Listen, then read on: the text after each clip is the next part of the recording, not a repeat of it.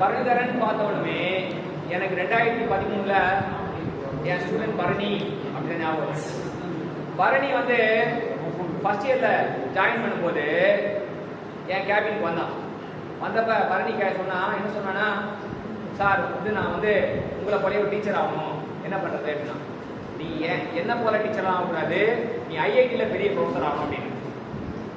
அவன் சரி சார் ஆகும் சார், ஐஐடியில் ப்ரொஃபஸர் ஆகணும் என்ன சார் பண்ணணும் அப்படின்னு கேட்டான். நான் சொன்னேன் you have to do master in IIT or foreign university அப்படின்னு சொன்னேன். அவனுக்கு கரெக்டாக வந்து அந்த வாய்ப்பு கொடுத்த வந்து படித்த மாதிரி அவன் ஐஐடியிலே சீட் கிடச்சி ஐஐடிக்கு போனான். அதான் அவன் படித்தேன். அப்போ அதே போல் பரணிதரன் எனக்கு அந்த பாயிண்ட் ரிமூவ் பண்ணுறோம். இப்போ நான் இதில் என்ன தெரிஞ்சுக்கணும்னா, ஃபஸ்ட்டு கிராஃபை எப்படி ரசிக்கிறதுன்னு சொல்லிட்டேன். எக்ஸ் மாடல் எப்படி கிராஃபிக்கலாக சொல்லுவோம்,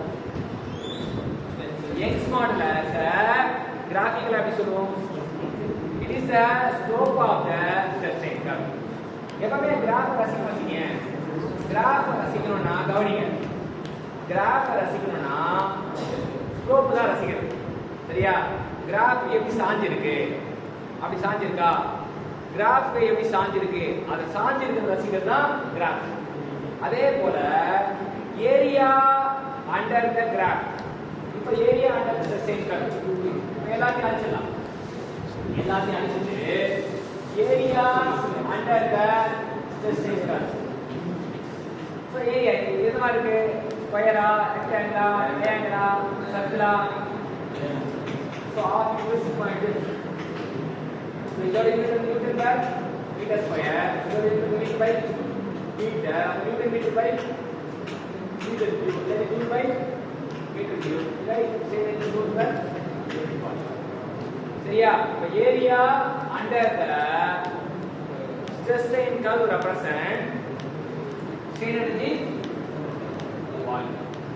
ஏரியா என்னத்தை குறிப்பிடுது, ஏரியா என்னத்தை குறிப்பிடுது, ஸ்லோப் எதை குறிப்பிடுது, ஸ்லோப் எதை குறிப்பிடுதுன்னா எக்ஸ் மாடல். ஏரியா எதை குறிப்பிடுதுன்னா strain energy divided by volume. அதான் ஒரு கிராஃபை பார்க்கும்போது ரெண்டு ரசிக்கணும், ரெண்டு இலக்கணத்தை ரசிக்கணும். ஸ்லோப் எப்படி இருக்கு, ஸ்லோப் எதை குறிக்குது அதை ரசிக்கணும். ரெண்டாவது ஏரியா. இந்த ஏரியா வந்து strain energy per unit volume. இதுக்கு பேர் இருக்கு, it is modulus of strain energy per unit volume. இது ஆசிரியர் modulus of resilience. Modulus of resilience. Modulus of resilience can be defined as strain energy per unit volume. அப்படி ரசிக்கணும். Thank you.